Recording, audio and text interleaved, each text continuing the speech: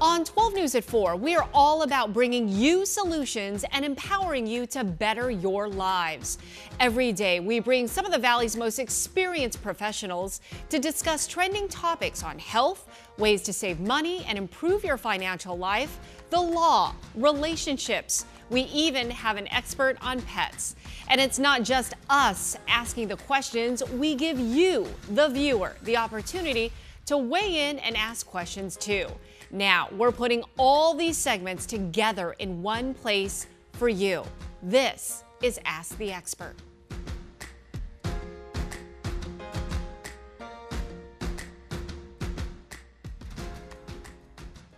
The tax deadline is next Monday, April 15th. As of mid-February, more than 25 million taxpayers already submitted their returns. The average refund they got back, $1,741. That's according to the IRS. So, where will most Americans spend that refund money? Well, 28% plan to put it in their savings, 19% will pay down debt, and 11% will spend it on day-to-day expenses. That's according to Bankrate. On this Money Saving Monday, let's talk more about savings. Joining me now is financial expert Angelica Prescott with 4 areas to put that tax refund. Okay, let's start with your traditional IRA or Roth IRA. That's a great place to place your money, even if you're not working. If your spouse is working, a spousal IRA and Roth IRA is also an option. There are amounts that you can put in and it changes every year.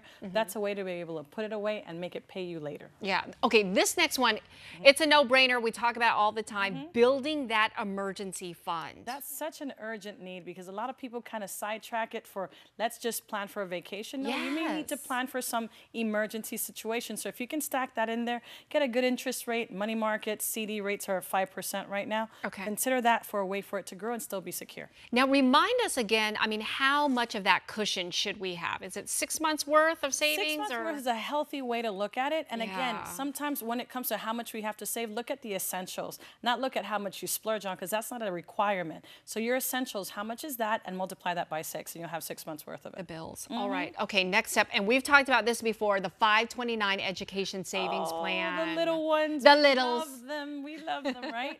So we're able to put money away there, and it can be used from K through 12 and college. And FYI, if you're thinking of going back to school, you can do your own 529. Oh, so again, not just for kids, but for adults as well. Yes. And even when they're in the womb or pre-womb that you were saying before. Yes, you can put it for yourself, then change it to them once they're born. Okay, good stuff. And also pay down debt. Please handle those because they can eat at you with the interest rate. So make sure you address it either by hitting the one that's smallest balance or the one with the highest interest rate. Okay, either or. All right, Angelica, great stuff. Okay, time now to ask the expert. Here to answer your questions live on air about tax refunds is financial expert Angelica Prescott. All right, our first one, Sam from Phoenix says, I'm getting a nice tax refund. Should I buy a luxury item such as a TV with my refund?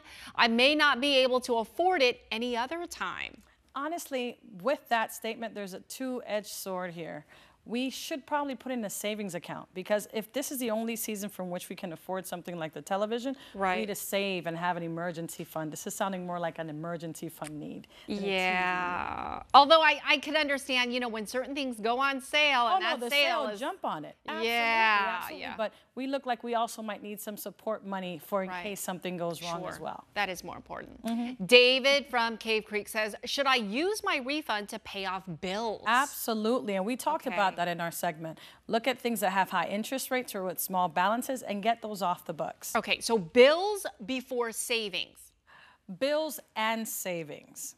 Okay. Not one or together and portion a portion for one and a portion for the other. Okay. Because both need to be going down. Yeah. Okay, good to know. Beth from Chandler says, does it make sense to save my refund for retirement? Absolutely. Make that refund repay you in your retirement years. So if there's a way for you to use that, stash it into an IRA, a Roth IRA, or even a brokerage account where you can grow your money, do it. Okay. All right. Eileen from Scottsdale says, I have a large refund coming. I don't like giving Uncle Sam my money for free. Who does, right? How can I tell how much I should have taken in deductions so next year's tax bill is minimal? This is a really intelligent angle because she's saying, I'm getting this much money back.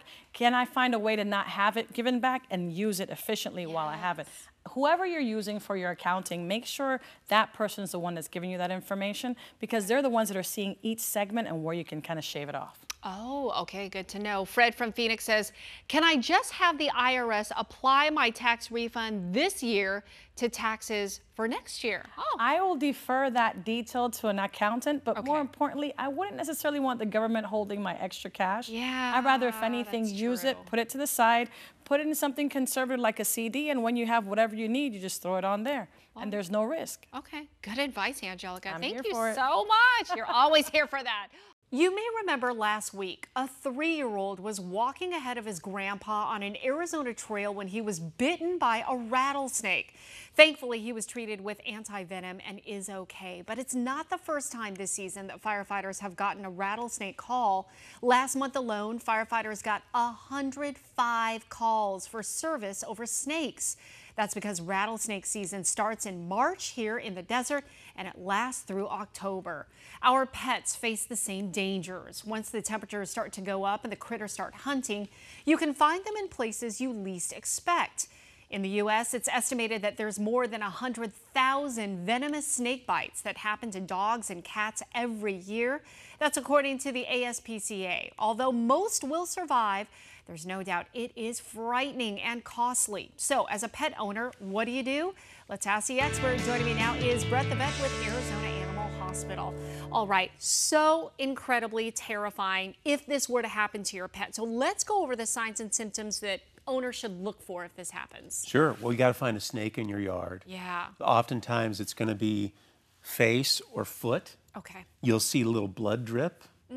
And almost immediately, swelling, profound swelling. Face blows up like a basketball. Yeah. Foot blows up like a boxing glove. Wow. That's when you want to bring them in. Immediately, yeah. yes. Immediately, yeah. Okay, so when you bring them in, and by the way, some of the other symptoms: paralysis, difficulty breathing, a little wobbly. Let's talk about the treatment though here. So there's anti-venom. That's right. How does that work?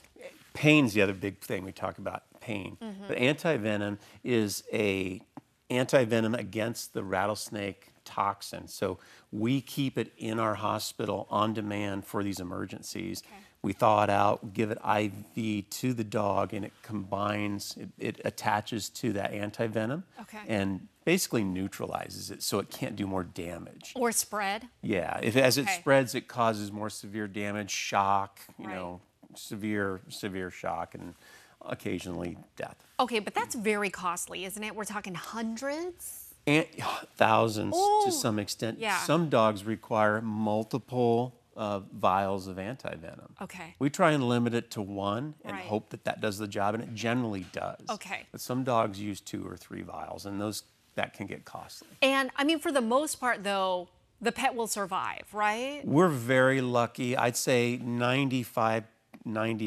success rate. The ones that are really bad are maybe a smaller animal, older animal with some conditions, and then the worst ones are the wild, aggressive dog who's got a very high prey drive and goes after the snake, and the snake bites them in the mouth and they swell up that way, and then they just can't breathe. So you got to get them in quick for those. Okay, talk about the vaccine though. Oh yeah, there's a vaccine. Okay.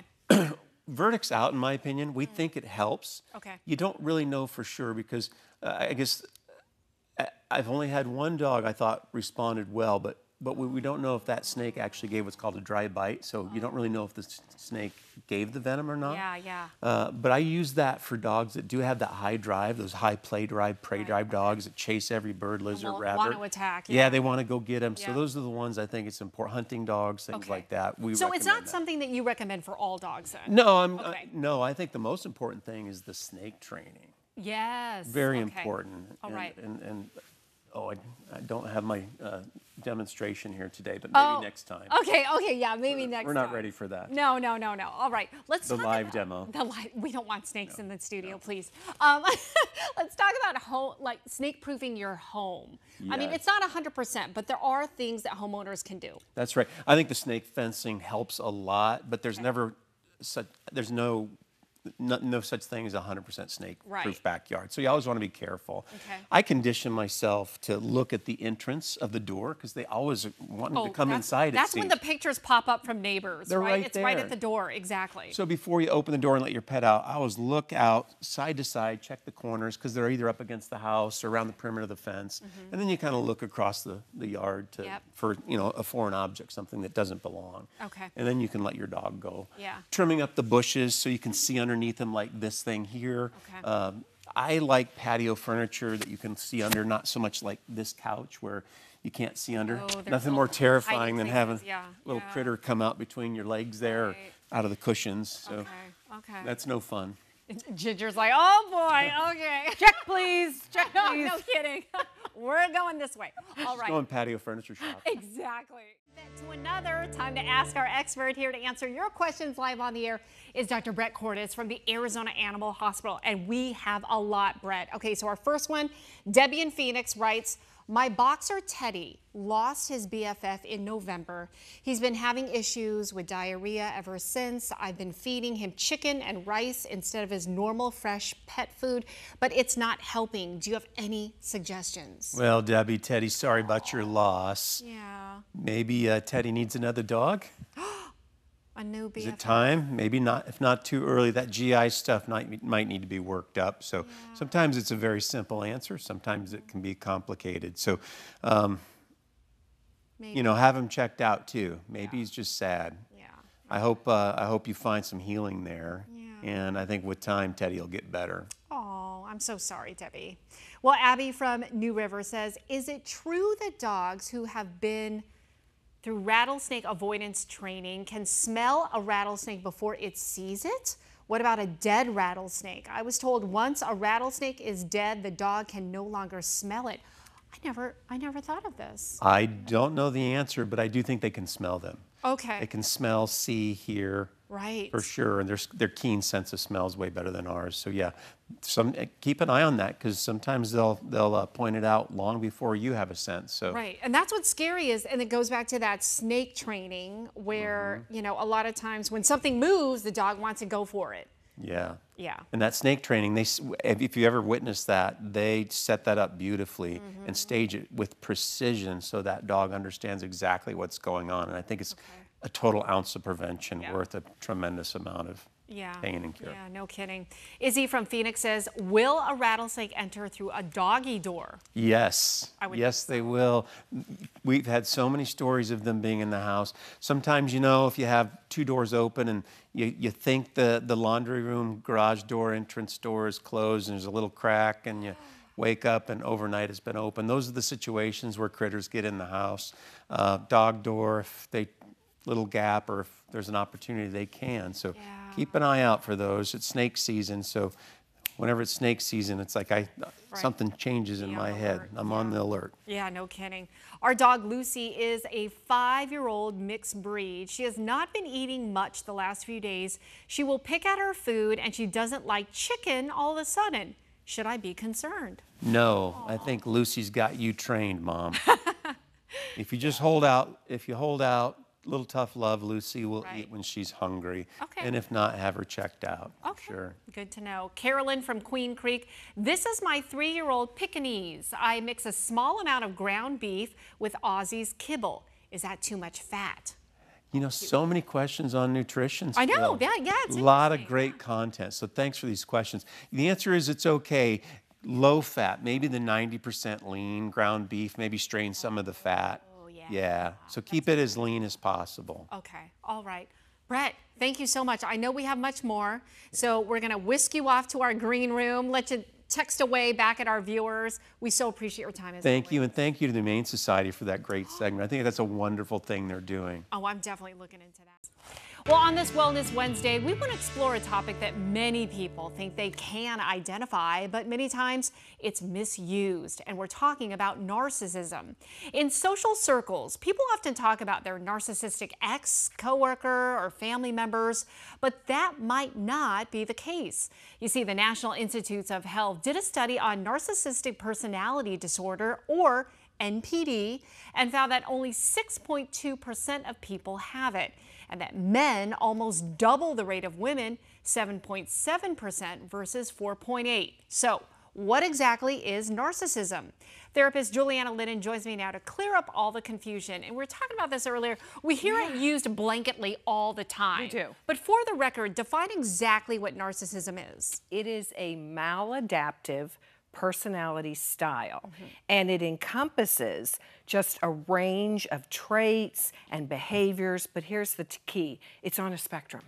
So it's from less severe to most severe. And this is where people get in trouble because often they're with someone who has a characteristic, a trait, a behavior of a narcissist. And they automatically say, oh, he's narcissistic or she's narcissistic. A little nugget, and then they blow it out, of, you know, they exaggerate. It's like, oh, you're a narcissist. Oh, yes. And that's what's happening. Believe me, it takes a lot to diagnose this disorder. So there's a big checklist, but we have a lot of them that people can get involved with. It can make you feel a little crazy when you're in with someone who has some of these characteristics. I bet. Okay, so let's dive into the exact traits. And we want to start with the need for validation or admiration. Yes, so often what we see is there's a void. There's a void in this individual, and they really need to try to fill it. So whether they're in a relationship with you and it's just like they need that admiration, they need you to adore them, often that's not even enough. And they may be getting that fill other places too. Stroke the ego. All There you right. go. There you go. Speaking of ego, egocentric. Yeah. It's that person that, now we know a lot of people that have big egos, right? Right. They walk into the room or they're talking to you and I'm they here. They keep talking and talking and it's all about me, me, me. And you're like, wow, I wonder if maybe they're going to ask me a question or not, you know? So that's very classic. You'll see that. As my mom would say, that eye is too big. All right. Entitled. That's another trait. It is. So they really often, when you're truly this narcissist, feel that they are so much better than everyone else. They're way up here. And it's really interesting because it's really as if nobody else can quite see it or how they do in this really keen way. Okay, above everyone else. Super sensitive is another one. This one's interesting because the narcissist is very sensitive, but often they will let the person they know, who they're with, let them know that they're super sensitive, right? So they gaslight in that way. If you were to flip it on them, they would be like, freaking out because their sensitivity is so strong. They need to push it onto somebody else and really point out, it's your problem, it's not mine. It's like reverse psychology in a way. Okay, grandiose, that's another. A grandiose vision of themselves. So say for example, they have a job that's very just kind of a normal job. By the time they're finished talking about it, you're gonna be like, wow, that job is something else. That's just an example, but everything they do has this fantastic, you know, way about it, no matter what it is. Okay, so why is it so hard to leave a narcissist? This is the tricky thing. They are so good at gaslighting. They are so good at pinpointing that it's your problem. But the bad thing is, that's really difficult, is they have a great way to pull you in. So just when they're acting this way and treating you in a way where you become doubtful, you're confused, they love you up and they love bomb you and it feels so good. So you're like, well, it's not all bad. Right. And you get stuck in this cycle. Very, very hard sometimes to identify. So real quick, what do you do? Talk about it with your loved ones, with your friends. When you have these nuggets that don't feel right, make sure you vocalize it to somebody who's grounded and loves you, because so often you don't want to talk about it. Or you're want just to protect blinded them. and you don't see it. Or, it could be. It could be a lot of things. It's hard to get out because it's quite a web. Oh, wow. It is. All right. Juliana, thank you so much. Here to answer your questions live on air about narcissism is therapist Juliana Lennon. Okay, our first question is from Sherry in Surprise. What's the difference between people who are selfish versus those who are truly narcissistic? Well, there are a lot of selfish people out there, right? But does that constitute being a Yes, narcissist? yes, Yeah. absolutely not. I mean, you know, and we talked about it on the segment that people just go out with this kind of blanket statement. If somebody's selfish, then they're going to call him a narcissist. Right. And really, it doesn't. I mean, it can be. The narcissist absolutely seems very selfish, egoic, and it is all about them on many levels. Yeah. But I think you can, you know, identify the difference if it's just Right. a friend who continually is selfish. They have to check other boxes to be the narcissist. Yeah, and be like extremely selfish, perhaps. Right, Yeah, right, yeah. exactly. Okay, Susan from Phoenix says, I see my kid acting this way toward their friends and siblings. How should I address it? Yikes. Well, we need to stay on it as parents, right, as we're watching them, because what that reminds me of is maybe a little bullying. You know, if your kids paying attention to how they react with their friends, teaching them how to be a good friend, watching those conversations, listening, all of that kind of stuff. Right. And it's your job, it's our job as parents, we're coaches, right? Yeah. To help them learn that this isn't how we treat people. It doesn't necessarily mean they're on the road to become a narcissist. Right. You know, again, lots of traits and behaviors that we have to pay attention to with that. And I'm just thinking, you know, as a parent, I mean, I joke that, you know, we revolve around Zach's world, right? My son. but I mean, I think in general, a lot of kids, you know, they do tend to be all about themselves, right? And they go through these stages. Yes. You know, there's developmental stages. They're learning how to grow up, how to be. Right. They don't know. It's about their identity. Right. You know, so it's not all bad. Yeah, yeah. You got to just teach them, you know. No, we don't revolve around you. Okay. Fred from Mesa says, I think one of my coworkers is like this. What should I do? Well, there's usually not a lot you can do, especially if it is a coworker. Yeah. You know, you might have to avoid them I was when gonna you say, can. go the other way. Yeah, exactly. When you can. Yeah. And it's just kind of one of those things when you're around somebody that has these kind of attributes. It's just a glaze over. You kind of deal with it in doses. Right. And then step aside because. In one ear, out the other. Right. Yeah. People aren't going to be welcoming when you say, hey, by the way, have you been diagnosed with narcissistic personality disorder? Yeah, exactly. All right.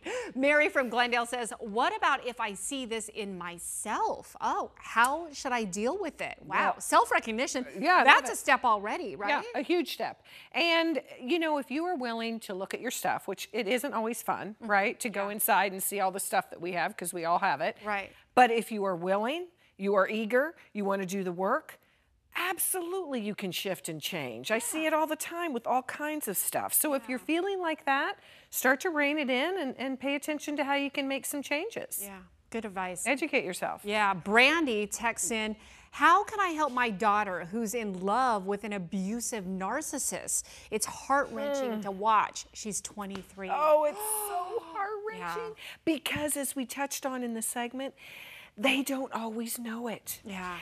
But I tell you what, this is why this is so important to the viewers.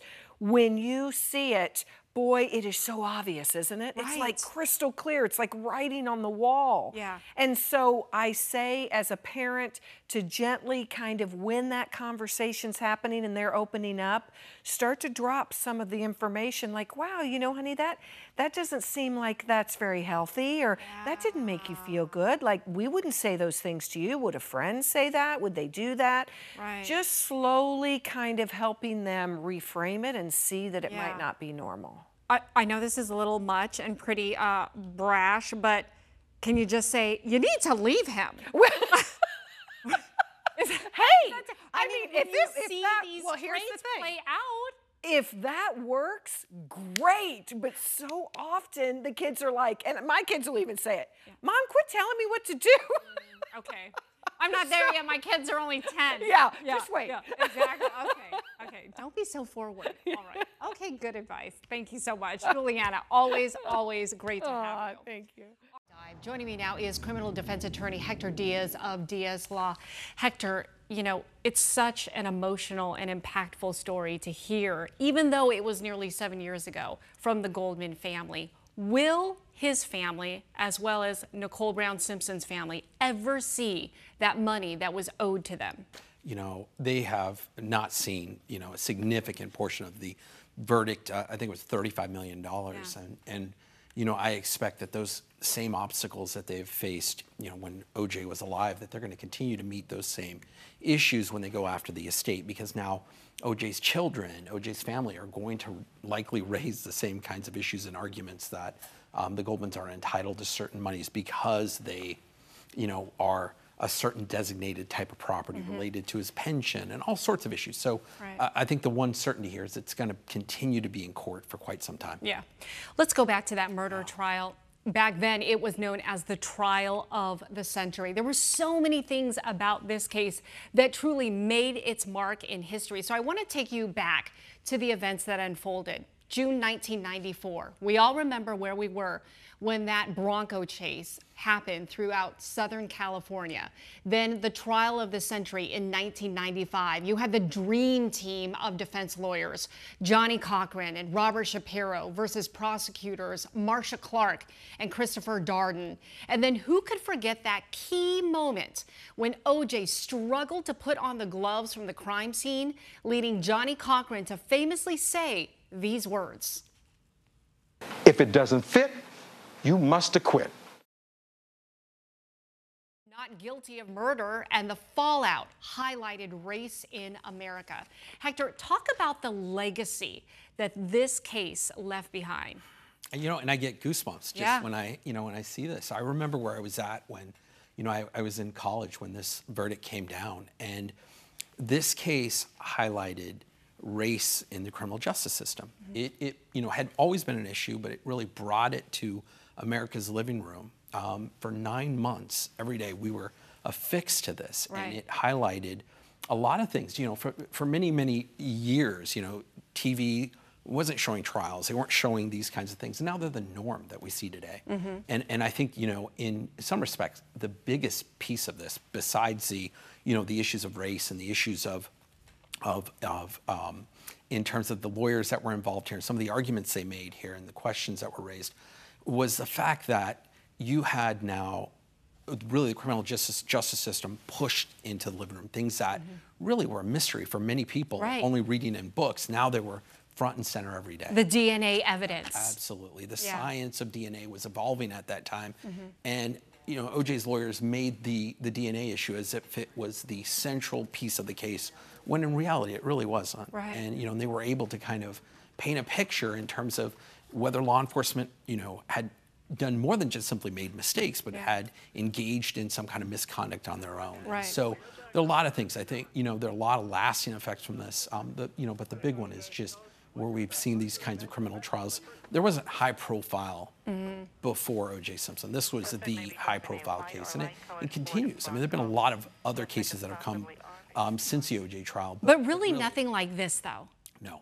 Absolutely not. And there's a lot of questions of whether we'll ever see anything like this, because, you know, the courts likely learned from some of the, you know, the antics and the shenanigans that went on there on TV in the courtroom, and you know, a lot of questions about the judge in this case, whether he had control over the courtroom. And there are a lot of judges that would probably be reluctant to ever have something like this go on again in their courtroom. And the cameras in the courtroom, that was huge too. You know, we were talking about this in the newsroom and the impact that it had. And, you know, for us, the Gen Xers, we all remember it vividly, right? But there's so many people who weren't even born. For the younger generation who have no idea, who never saw this play out in front of their living rooms. Why is this so important? Why should they realize this moment in history? You know, it's history. It is history. It's, in fact, I know there are college courses that teach about the O.J. trial. They made movies about this, and it's, you know, in many respects, this was reality TV before reality TV. And so I think it is something that when you look at what was going on at that time, you had a lot of discontent between, you know, certain sectors of society. There were a lot of racial issues that were going on. Well, especially after the Rodney King. Absolutely. Beating, And so it was a part of our history that really, again, you know, in terms of some of the things that went on, and, you know, that obviously we hope are not going to be repeated. So again, it's part of history. It'll always be there. There'll be stories that'll continue about this trial and about the lawyers and about, and I think it's just the publicity that it got, and in how sometimes the perfect storm happens, and you have a situation like this. and we all want to see it. All right, Hector, thank you. Welcome back. Now to the battle over abortion rights. Days after Arizona Supreme Court ruled an abortion ban dating back to the Civil War cannot be enforced. Can now be enforced. The ban does not account for rape or incest, but only in the case where the mother's life is protected. This, of course, sending shockwaves across the state. Within 2 months, it'll be illegal for a doctor to perform an abortion here, and that doctor could face up to 5 years in prison if convicted. Right now, there's an attempt to get signatures so that an initiative goes on the November ballot to codify reproductive rights in the state. And many here say that will propel them to go to the polls. Attorney Hector Diaz is back once again. So let's divide this up, Hector. Okay, so on the one hand, you've got the Arizona Supreme Court, right, saying that anyone who violates the ban will face 2 to 5 years in prison. Then you've got Attorney General Kris Mayes saying that she's not going to prosecute any doctor or woman who has an abortion. And then Maricopa County Attorney Rachel Mitchell is saying that she won't prosecute women who receive an abortion or in cases of rape, incest, or molestation. So who has the higher hand, and what about the other counties? What these prosecutors are saying, and these are top prosecutors in Arizona, right? These are the largest, the Arizona Attorney General here, Ms. Mayes, oversees criminal prosecutions across the state. Right. And so she can say, our office, the Arizona Attorney General, is not going to prosecute. Rachel Mitchell, the county attorney, can speak for Maricopa County, right? And they're using their prosecutorial discretion, is what they're saying, that we're not going to charge. What about the other county attorneys? That's the question, is that, they're not the final say. They are an important factor here, but they're not the final say. The other issue is doctors, nurses that may be involved in this in terms of potentially administering abortions, they're also subject to medical boards, nursing boards. And those nursing boards are not part of these prosecutors' agendas or their policies or whatever. And so they may have an issue with it as well. And so doctors and nurses, while they are going to take some solace with the fact that, hey, I'm not going to be prosecuted according to these prosecutors, it's still a very, very murky issue. It's got to be resolved a bit. I anticipate this is going to go and it'll be up on the November ballot and it'll be hammered out by legislators. Yeah. All right, Hector, thank you. Day 2 of Chad Daybell's murder trial. As jurors hear prosecutors claim Daybell was in pursuit of sex, money, and power, which led him to kill his first wife, Tammy Daybell, and his second wife, Lori Vallow Daybell's 2 children, Ty Lee and JJ Vallow. Prosecutors say this was all part of a doomsday plot where Daybell and Vallow thought her kids were dark spirits and zombies. That trial is expected to last 8 to 10 weeks. Let's take a legal deep dive into this case. Criminal defense attorney Hector Diaz joins me once again. Hector, how strong is this religious argument? Not strong in terms of negating guilt. I think what his lawyer strategy in this case is really recognizing that he's facing the death penalty is let's get the death penalty off the table here in terms of, when he's convicted here for the act. I don't think that, there's any question that his lawyers are saying, hey, they're going to convict him of the act. Right. It's a fight over whether or not to impose the death penalty. Okay, I want to talk about his lawyers. One specifically here, Attorney John Pryor. Now, at the beginning of this year, Pryor actually tried to withdraw from the case because Daybell couldn't pay him. Not only that, if he withdrew, Daybell would have been appointed 2 attorneys who were qualified to handle death penalty cases. Now, the judge denied this motion to withdraw because this would result in even more delays. So I'm wondering this, Hector, how strong is Daybell's defense if his attorney wanted off the case? I'll be honest with you, if I'm Chad, I'm worried. Yeah, if you're the defendant, you're now questioning whether your lawyer is going to step up for you every day. Now, I will say every lawyer, private lawyer that takes a case, when you file that notice of appearance in a criminal court case, you're acknowledging that you're in for the case, right? You are in for the case. There are certain exceptions under the rules that allow a defendant to withdraw, and in some cases it's, you're getting paid. Right. The idea is that you're getting paid, and if you're not, that's a breach of the representation agreement. You should be allowed to be let out. But sometimes you're so deep into the case, you are on the, you're knocking on the door of trial. And especially in a case like this where it's so high profile. Right. Yeah. And I think that this lawyer is going to uphold his ethical standards in terms of, fulfilling his obligations in defending Mr. Daybell. But, if you're Chad Daybell and this motion getting filed, on the eve of trial, it's really that he wants off the cause case. Concerns for him, for sure. Yeah. Okay. Let's move on to another case here. This week, the parents of a Michigan school shooter were sentenced to 10 to 15 years in prison. Jennifer and James Crumbly were convicted of involuntary manslaughter for failing to prevent their teenage son from killing 4 fellow students. They are the first parents in the country to be convicted over the deaths caused by their child in a mass shooting. Hector, this is very historic. Talk about the implications this case has and really the precedent that it sets going forward. This case held parents responsible for the intentional criminal acts of their child. Right. Right. And, it's a novel case.